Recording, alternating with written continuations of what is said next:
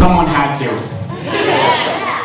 Anyway, hello everyone, my name is Colin Smith, my favorite color is blue, my favorite animal is a sheep, my favorite shoes are covered in paint, and one interesting thing about me is that I went to a pretty big middle school.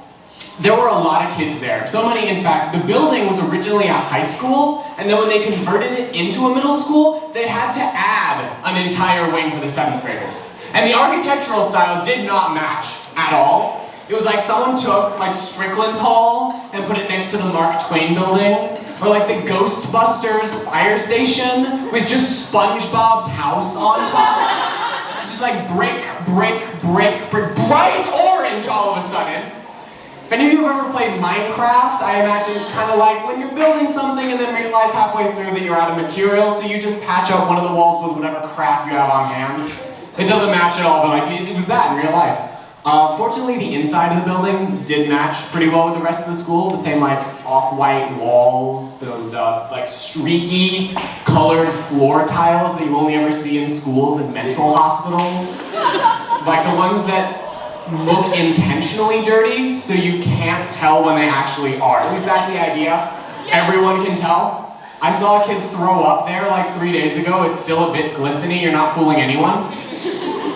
That wasn't actually the grossest thing that happened in the 7th grade hallway when I went to school there. There was one day where a kid brought in an entire bottle of this stuff called liquid ass, also known as fart spray. You can look it up after the show, or now if you want, don't look up ass liquid, I didn't pre-check that one. But he emptied the entire bottle in one of the hallways, and they had to evacuate the school because some people were reporting breathing issues. And I believe actually that was the only time they had to evacuate while I was there that didn't involve a student setting something on fire. But in general, now that I think about it, 7th grade was kind of a sucky year.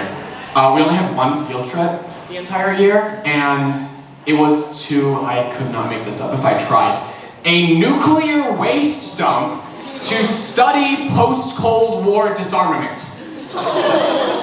And last I checked, that place has since closed down for unknown reasons, so great idea bringing a bunch of kids there. I'm just glad I brought my lunch instead of eating at the cafeteria they had, because now that I think back to it, the mashed potatoes were glowing a bit more than normal. I think the worst part though, is that because there were so many kids at this school, they had to split us up for field trips into 3 separate groups.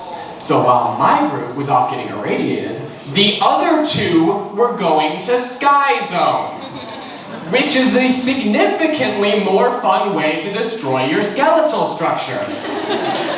It did, however, really pull through for me in 6th grade, when we went to 6th grade camp for a week, because my group got to go at the beginning of the year, meaning we were the only group who wasn't freezing for the entire week during the winter. It was actually pretty nice.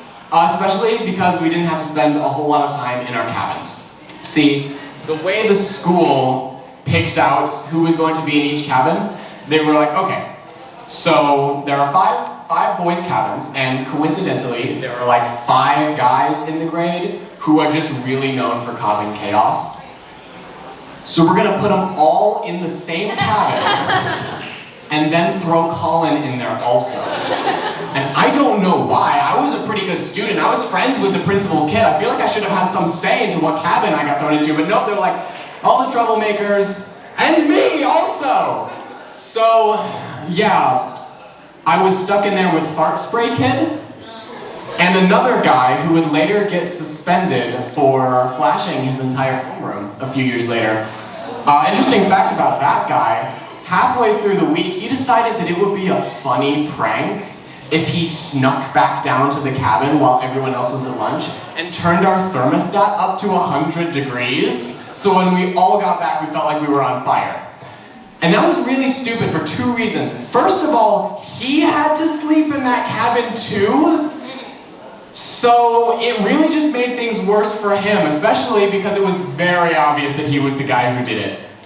And nobody was happy with him for the rest of the week. But second of all, we had to keep all the doors and windows open at night to air the place out. And when you're in the middle of the woods, that's usually a big no-no.